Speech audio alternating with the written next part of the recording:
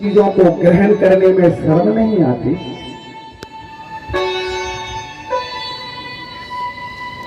अगर किसी मंदिर में जाकर तुम पुजारी से ये कहो, ए पुजारी तुम तनख्वाह ले रहे हो, भगवान के ऊपर धोखा लगा है, इसे तुमने हटाया नहीं। अगर वही पुजारी यह कह दे कि अरे भक्त, तुझे परमात्मा ने इतना उत्तम शरीर दिया है और इस शरीर में परमात्मा का आगमन होने के लिए बिलख रही वह आत्मा को तू शुद्ध नहीं कर रहा, इसमें मदरा पान कर रहा है, मांस का आहार कर रहा है और इस शरीर मंदिर जैसे शरीर को तू निष्कलंकित कर रहा है, कलंकित कर रहा है। जब तुम क्या जवाब दोगे? किसी पर उंगली उठाना संभव है, पर यह ज्ञान रखो कि अगर हम एक उंगली किसी पर उठा रहे हैं तो प्रिय बंधुओं, तीन उंगली हमारे तरफ उठी है कि तीन प्रकार से तू खराब है, उसके बाद वह खराब है। और अगर करना है संसार में तो तुलसीदास जैसे करो कि निंदक नियरे राखिए, आंगन कुटी छवाए, बिन पानी साबुन बिन निर्मल हो तो सुभाए। जो व्यक्ति निंदक है, बुरा आदमी है, उसे दूर मत करो, निकट राखो। और सबसे उत्तम बात क्या है, सबसे स्वच्छ बात क्या है कि सर्वप्रथम हमें निर्मल होना है। मेरे बंधुओं, मेरी माताओं, इंगुर काजर कुमकुम टीकी लाली माहुर मेहंदी से शरीर शुद्ध नहीं होता, लाइपार डब शैम्पू नहाने से शरीर शुद्ध नहीं होता। शरीर शुद्ध कैसे, किस चीज से होता है? हमेशा हमारे शरीर के अंदर परमात्मा का वास हो, निष्कपट। क्योंकि हमेशा मछली जल में रहती है पर उसके बाद भी उसकी दुर्गंध नहीं जाती। नाए धोए क्या हुआ, मन का मैल न जाए, मीन सदा जल में रहे, धोए बात न जाए। बोली कन्हैया लाल की। हमारे बीच में परम सिद्ध हमारे पूज्य गृह संत मनमोहन मुग्दल जी के सुपुत्र सम्मानीय मधुसूदन जी मुग्दल जी विराजमान है। कृपया आप स्टेज पे आए, गुरु जी का पूजन करें।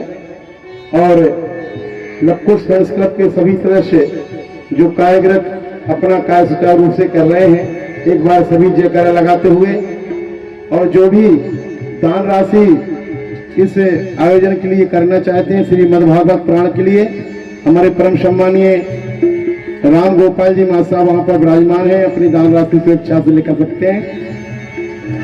तो मैंने तू मेरे भरोसे रे माई, भवर में नैया डारे दई, मैंने तो मेरे भरोसे रे माई, भवर में नैया डारे दई।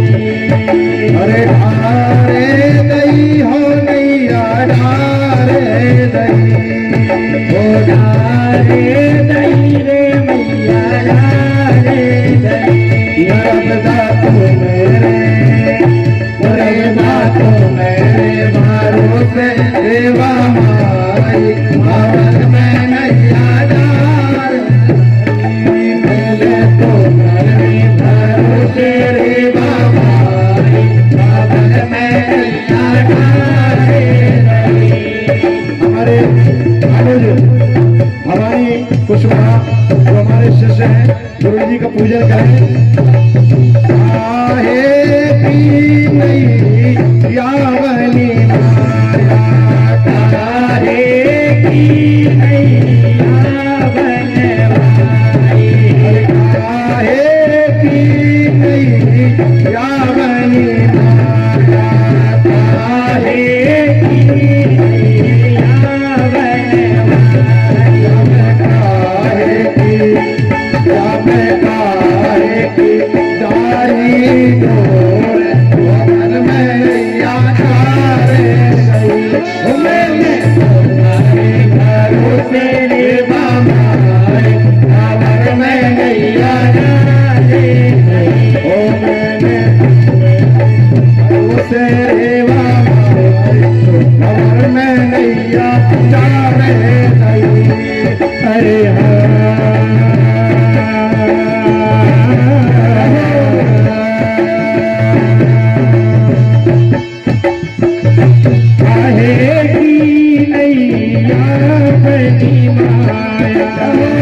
काहे की नैया बनी माया, काहे की नैया बनी माया, काहे की नैया बनी माया, तेरे काहे की हो, तेरे काहे की हरी पतवार खबर में नैया डाले गई हो, मैंने तो मेरे भरोसे खबर में नैया डाले गई। संसार सागर यह एक भवन है। संसारस्य दुर्गुणानां च या भवरेणं समुच्यते यस्यं लोकेन हरिनामस्य या कीर्तनश्च नारकाय। संसार सागर में राम नाम रूपी जो नैया है उसमें हम आज सवार होकर परमात्मा से यात्रा कर रहे हैं। परमात्मा तेरे सहारे इस संसार में आए हैं और तेरे ही सहारे इस संसार से हमें उस भव सागर से पार कर देना जहाँ पर हमें नाव की जरूरत पड़े। नर्मदा मैया हो, नर्मदा मैया ऐसी तो बहरे हो, ऐसी बहरे जैसे बह रही दूध की धार है। नर्मदा मैया हो, नर्मदा मैया ऐसी तो बहरे हो, ऐसी तो बहरे जैसे बहवे दूधों की धार रे। नर्मदा मैया हो, मैंने तो मेरे हो ना तो मेरे भरोसे रे बामाई, और मैं नैया डाले गई हो, मैंने तो मेरे भरोसे रे बामाई, खबर में नैया डाले गई।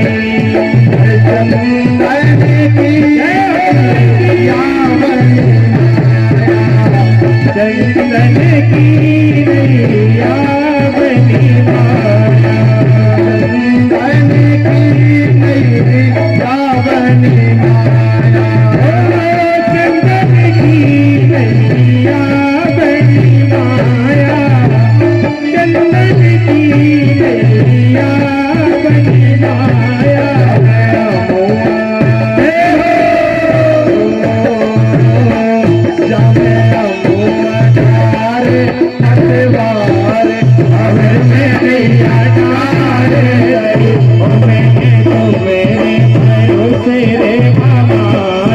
खबर में नैया डाले गई।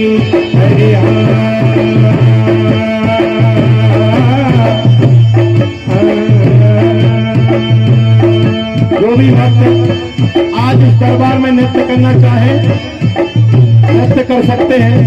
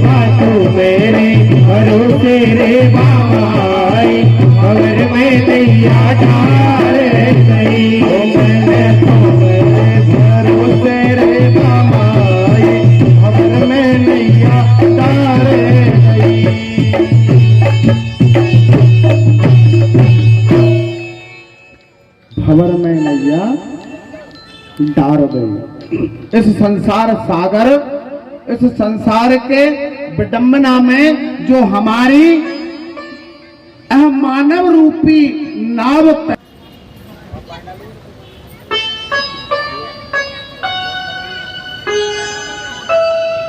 मैंने ज्यादातर कथा पर तो आज मैं मंच पे आसीन हुआ हूं, पर बड़े बड़े व्यासों की कथा में मैं गया हूं और बड़े बड़े व्यासों के मुखारबंद से कथा सुनते हैं श्रोता।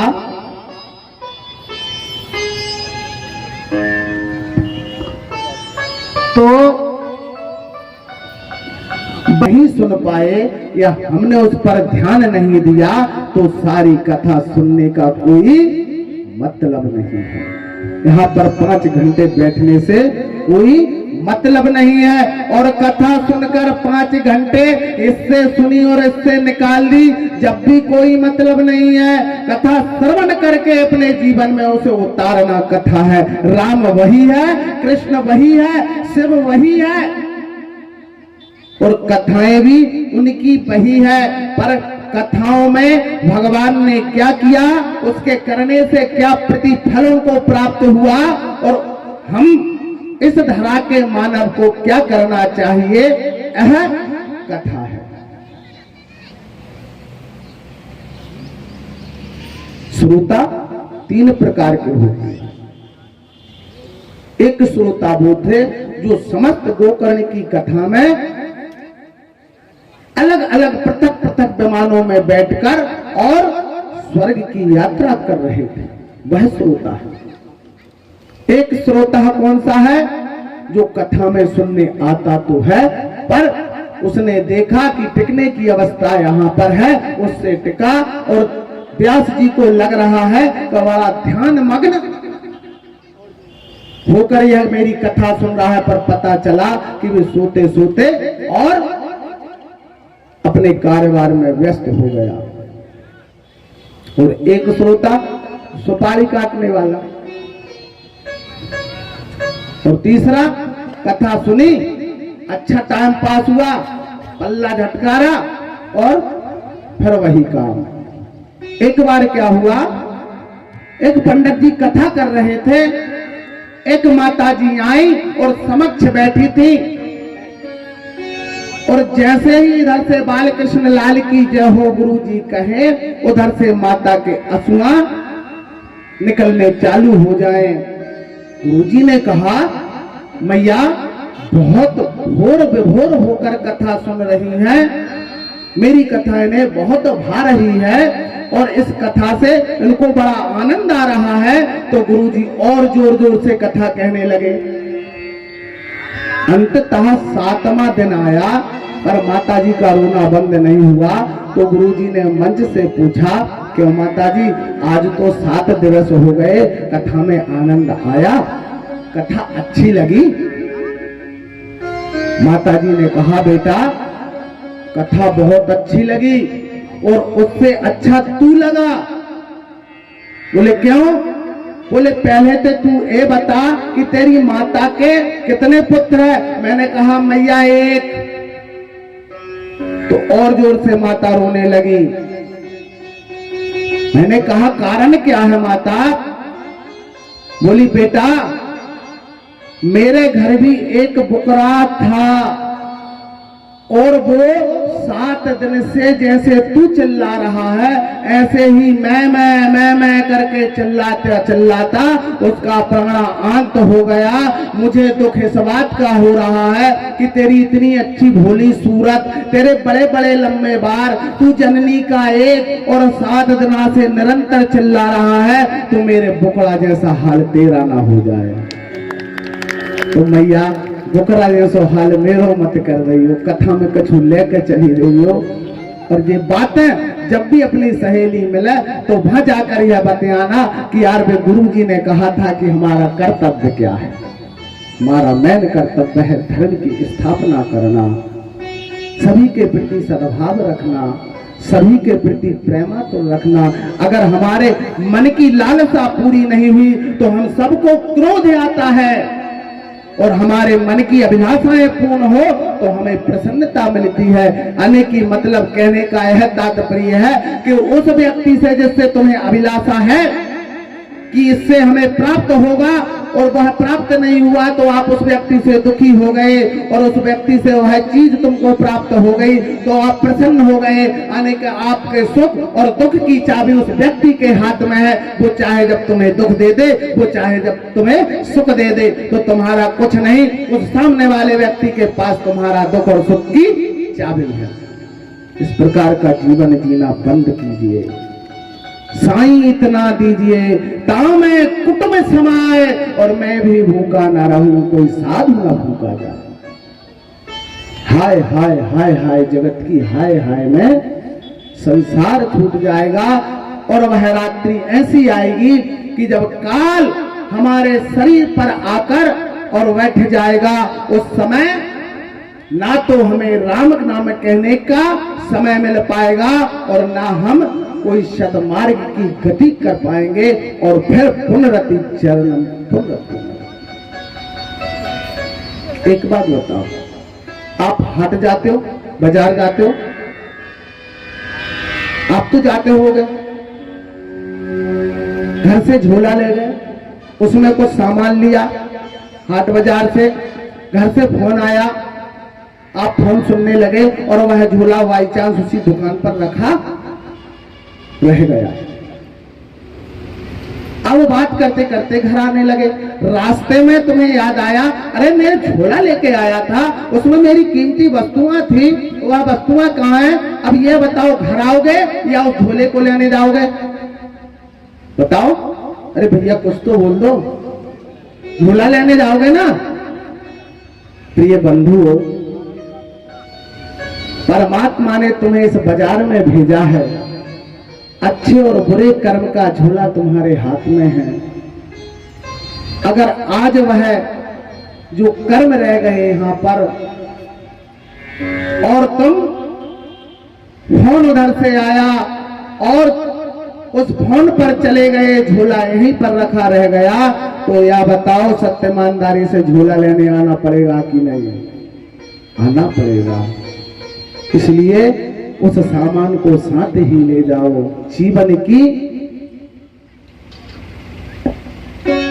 कोई गारंटी नहीं है, क्योंकि ये तो मैं परफेक्ट कह सकता हूं इस व्यास गादी पर बैठकर कि मृत्यु तो निश्चित है, सत्य है और कटु सत्य है, पर जन्म का पता नहीं होगा या नहीं होगा, मानव में होगा या नहीं होगा, भेड़ बकरी बनाएगा या क्या बनाएगा इसका तो मुझे पता नहीं, पर जो भी बनाएगा उसकी मृत्यु सत्य है, अटल सत्य है। इसलिए मृत्यु से पहले परमात्मा से अहविनय कर लो कि संसार में आए और आज तक हमने जो दुष्कर्म किए हैं, जो पाप किए हैं प्रभु, अज्ञानतावश किए हैं, और अज्ञानता में जो कार्य हो जाए उस कार्य को परमात्मा क्षमा कर देता है। आज हम श्रीमद् भागवत के समक्ष बैठकर हमारे अज्ञानतावश जो हमने पाप किए हैं उन पापों का क्षय कीजिए प्रभु।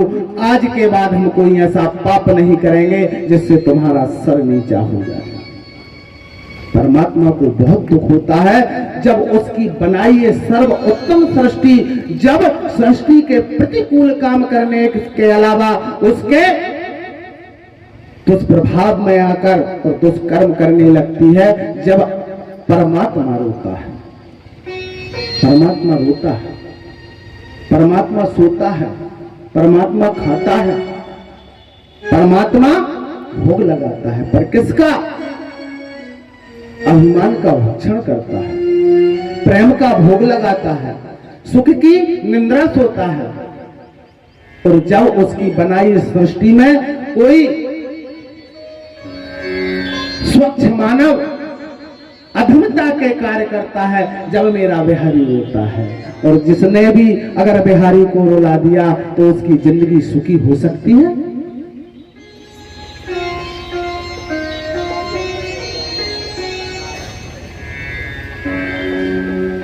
क्षणभंगुर जीवन की कलियां, याद रखना,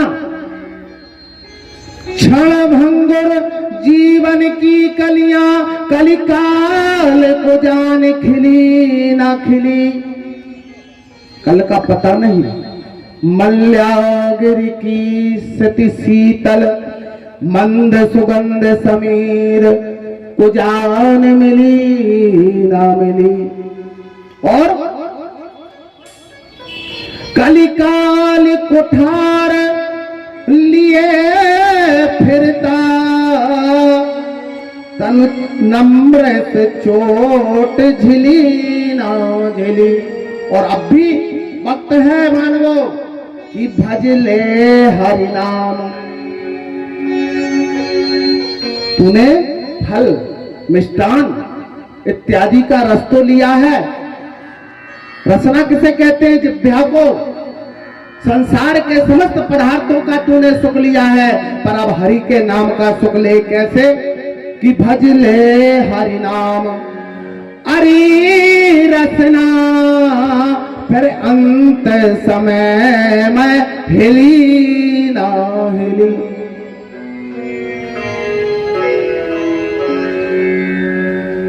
प्रिय बंधुओं, कोई गारंटी नहीं है कि बचपन वाला अपन से खोयो आई मस्त जवानी।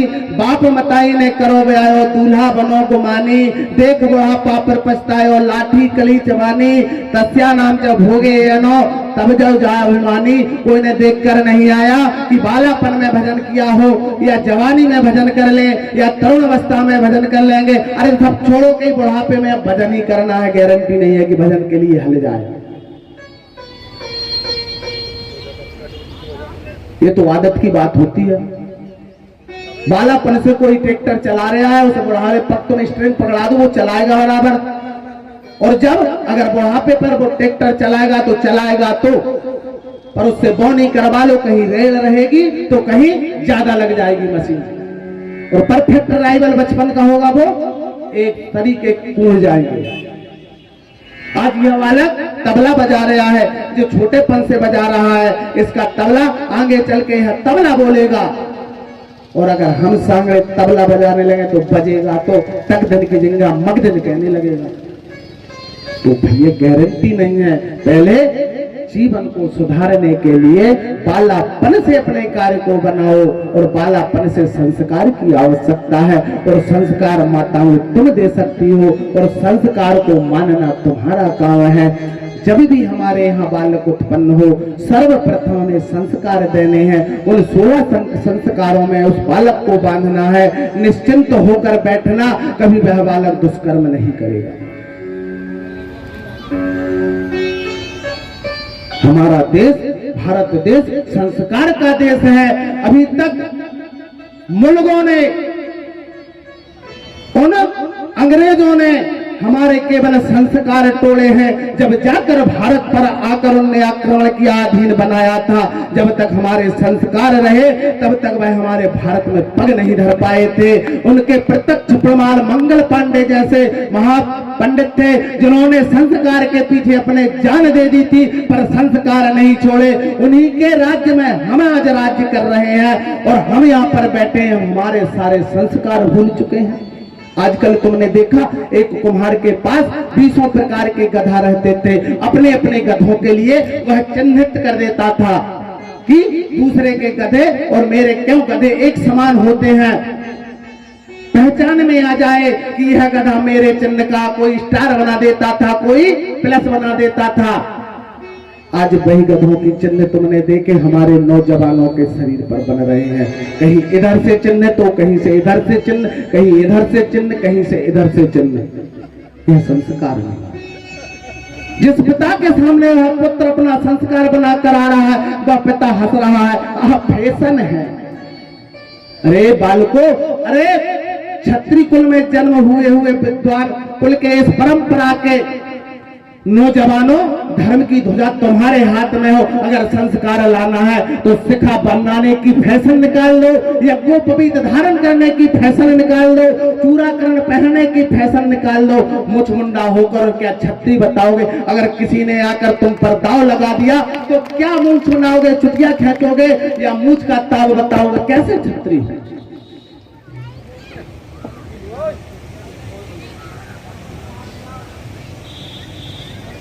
ब्राह्मण के घर में जन्म लेकर, ब्राह्मण के घर में जन्म लेकर और ब्राह्मण के वेदों का अपमान न करें। छत्री के घर में जन्म लेकर छत्री का कर्तव्य पूर्ण ना करे वह मानव है?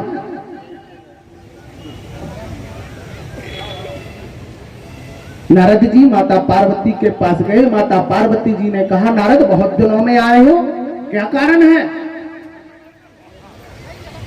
नरम ज्ञानम ददाती इति नारदः, जो स्त्रियों के श्रवणों में ऐसी बात बोले जिससे वह तुरंत उस बात का मनन कर ले, वह नारद। अपनी बात को कोई ना काट पाए, ऐसा उसका नाम नारद। आज नारद कैलाश पहुंचे और कैलाश पहुंचकर माता पार्वती से कहने लगे, नहीं मैं तो वैसे ही भगवान शिव के दर्शन के लिए आया हूं। माता पार्वती समझ गई, नारद कारण तो कुछ है। बोले, मैया मैंने पृथ्वी पर सभी को देखा, अपनी अपनी स्त्रियों को अपने अपने पति बहुत प्रेम करते हैं। बोले ऐसा? बोले हाँ।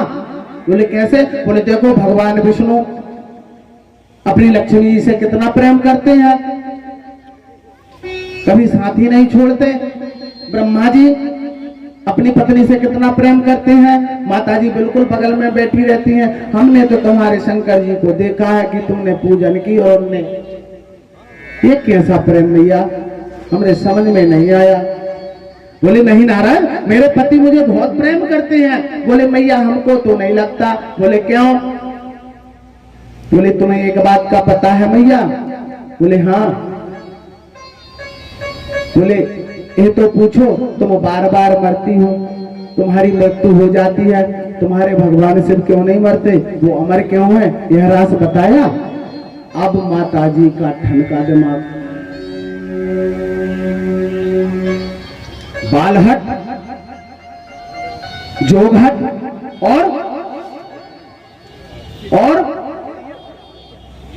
हाँ, जब तक पूरा ना हो जाए उसे वह कोप भवन की ही यात्रा दिखाती है। सांस लेने में भी तकलीफ होने लगती है, फिर तो यह कहते हैं कि देवी शांत हो जा, किसी भी प्रकार से व्यवस्था बनाऊंगा। चली गई पार्वती जी, भगवान शिव से कहने लगी, हे प्रभु तुम हमसे प्रेम नहीं करते,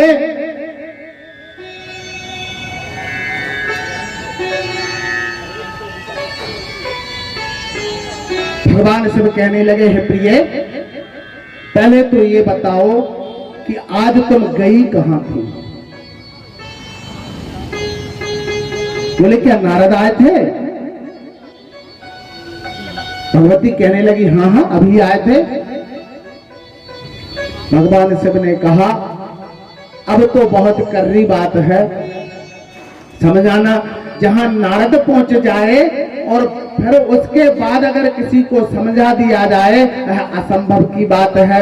बोले प्रिय बोलो हम कैसे तुमसे प्रेम नहीं करते? बोले भगवान एक बात बताओ, हमारे इतने जन्म हो गए, हम नित्य जन्मते हैं और मृत्यु को प्राप्त हो जाते हैं, तुमने ऐसी कौन सी जड़ी खाई है जो कि तुम कभी मरते ही नहीं हो, अमर हो? बोले प्रिय मैंने अमर कथा सुनी है। बोले अच्छा, तो प्रभु उसे हमें भी सुनना है। बोले उसका अभी समय नहीं आया, जैसे समय आएगा मैं वैसे आपको यह कथा सुना दूंगा, पर नहीं प्रभु मुझे अभी सुनना है कथा। हट पड़ गई। हर प्रकार से माता पार्वती को भगवान भोलेनाथ ने समझाया, पर वहां पर वह नहीं समझी और भगवान भोलेनाथ ने पार्वती जी को लिया। शिव जी कहे कहानी सुन लो माँ भवानी, शिव जी कहे कहानी सुन लो माँ भवानी, शिव जी कहे कहानी सुन लो माँ भवानी, शिव जी कहे कहानी सुन लो माँ भवानी।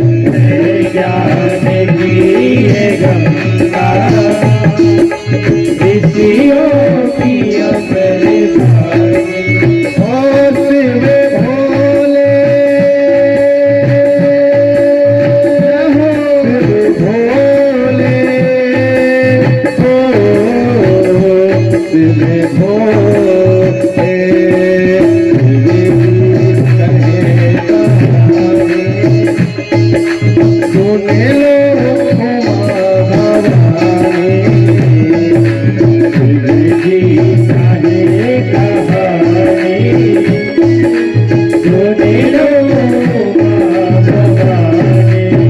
बोलिए भगवान भोलेनाथ की जय हो। बंधुओं, जिंदगी जब तक रहेगी फुर्सत न मिलेगी काम से। जिंदगी जब तक रहेगी फुर्सत न मिलेगी काम से। और कुछ वक्त ऐसा निकालो कि प्रेम करो भगवान से। संसार में बहुत धन कमा लिया, बहुत इज्जत कमा ली, बहुत प्रकार के ऐशोआराम कमा लिए, पर अब वक्त यह है कि सारा कारोबार अपने पुत्रों को सौंपकर और उससे मन को हटाकर परमात्मा से मन लगाना ही विरक्ति है। 40, 45, 46, 47, 48, 49 और अंततः 50 के बाद में यह गिनती भी तुम्हारे लिए आदेश दे रही है। खुद अपने आप अध्ययन करके देख लीजिए, गिनती को कर लो कि हमारी अब 50 की हो गई। 50 के बाद में क्या बन बन क्या कह रही है उमर? बन बन बन 59 तक बन जावे का मौका है। 59 के बाद में यह पता नहीं कि फिर गिनती आएगी या नहीं, इसलिए 59 तक बन का कार्य कर लीजिए। माता पार्वती कहने लगी, प्रीति लाग करम सब प्रीति, सुन नर जन्म उनकी यह रीति। है परमात्मा, है ईश्वर, है पतिदेव, आप मुझसे स्वार्थ के समान प्रीति करते हो, तुम बार बार क्यों नहीं मरते? भगवान शिव कहने लगे, मैंने अमर कथा सुनी है। माता पार्वती हट पड़ गई और कहने लगी, मुझे आज ही अमर कथा सुनना है। तब भगवान भोलेनाथ ने कहा कि चलो प्रिय, यह कथा सुनाने का स्थान नहीं है, कहीं एकांत में जाकर इस कथा को मैं तुम्हें सुनाता हूं। तब भगवान भोलेनाथ हिमगिरी पर्वत की ओर चले। अमरनाथ में जाकर भगवान ने अपने समस्त आभूषणों को छोड़ा, एक एक करके त्याग किया। कहीं पर नांग को छोड़ा, कहीं पर नंदी को छोड़ा, कहीं पर त्रिशूल को छोड़ा। छोड़ते छोड़ते जब कंदरा में प्रवेश किया, भगवान ने अपने मंत्रों द्वारा उस गुफा को कीलन किया और कीलन करने के पश्चात अब माता पार्वती को वहां पर कथा सुनाने लगे। किमच्चग्रम यह कथा नाम ज्ञानावाच्य योगता तस्यम कृष्णेतु या भवानिश्य शिव शंकर। वहां पर 2 व्यक्ति थे, मात्र माता पार्वती और भगवान शिव, परंतु वहां तीसरा भी कोई था। एक शुक्र का निष्क्रिय अंडा उस गुफा में रखा हुआ था। माता पार्वती को भगवान शिव निरंतर कथा का पारायण करा रहे थे, तभी उस अंडे में जीव पड़ गया और अंततः कथा सुनते सुनते सुनते सुनते वह जीव उस अंडे से बाहर निकला और माता पार्वती की तो आंखें लग गई, नींद आ गई। इसीलिए कहते हैं कि कथा में सोना मत। एक बार सुभद्रा सोई तो पुत्र अभिमन्यु की मृत्यु का कारण बनी, और आज माता पार्वती सोई तो तुम सब लोगों में अज्ञानता का कारण बनी। कितना ही ज्ञान तुमको दे दो, बुराई नहीं कर रहा मैं, गुस्सा मत होना मैया, आशीर्वाद देना, पर यह कटु सत्य है। कितनी रामायण पढ़ लो, कितना भी सांसारिक का समझ बता दो, बाई चांस वही स्त्री धर्म प्राणा होगी जिसकी बुद्धि में भरा जाए, वरना पति कितना भी समझाता रहे बुद्धि में अच्छी बात नहीं भराएगी, बुरी तत्काल पकड़ में आ जाएगी। क्यों माता पार्वती उस ज्ञानमग्न कथा में सो गई थी। चाहे वह धर्म पत्नी किसी ब्राह्मण की हो, किसी क्षत्रिय की छत्रायण हो, वैश्य की वैश्यायन हो या शूद्र की शूद्रायण हो, पर हर स्त्री में है अवगुण है। रावण भी कह रहा है नारी सत्य स्वभाव में कहूं, अवगुण आदि सदाव गए हूं। कौन कौन से? बुरा मत मानना, यह सत्य है। चंचल चपल चपलता माया, रूप कुरूप असोच अदाया। यह 8 अवगुण निरंतर अपने पल्ले में बांध कर चलती हैं। अगर नारी ममता का स्वरूप है तो तुरंत झटकाली का भवकराल रूप है। अगर दया की मूर्ति है तो तुरंत कठोर पहाड़ की चट्टान है। अगर सुंदरता की प्रतिमूर्ति है वो क्रूरता की विडंबर छाया है।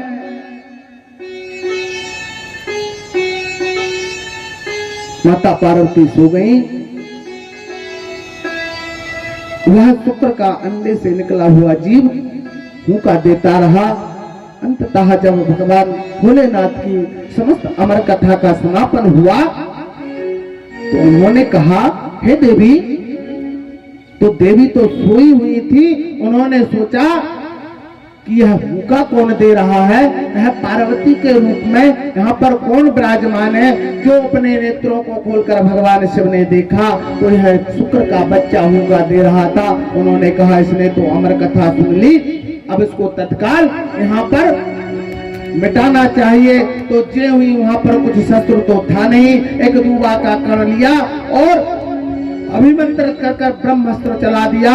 वह शुक्र ने सोचा कि अगर इस अमर कथा को मैंने यहाँ सुना है और भगवान शिव के इस बाण से अगर मैं अंततः प्राणांत हो गए तो मेरे सुनने से कोई मतलब नहीं है। इसलिए वहां से ताब को बचाते हुए उड़ गया। परंतु उड़ा कहां कि आज प्रातःकालीन वेद व्यास की भार्या अंगड़ाई ले रही थी और जमाई ले रही थी। उस शुक्र के बच्चे ने यह सोचा कि इससे बड़ा मौका नहीं है, क्योंकि संत की पत्नी है और संत पर भगवान शिव कभी शस्त्र नहीं चलाएंगे। जैसे ही उसने जमाई ली और तुरंत वह शुक्र का बच्चा मुंह से प्रवेश कर वेद व्यास की भार्या के उदर में पहुंचा, वह गर्भवती हो गई। बोलिए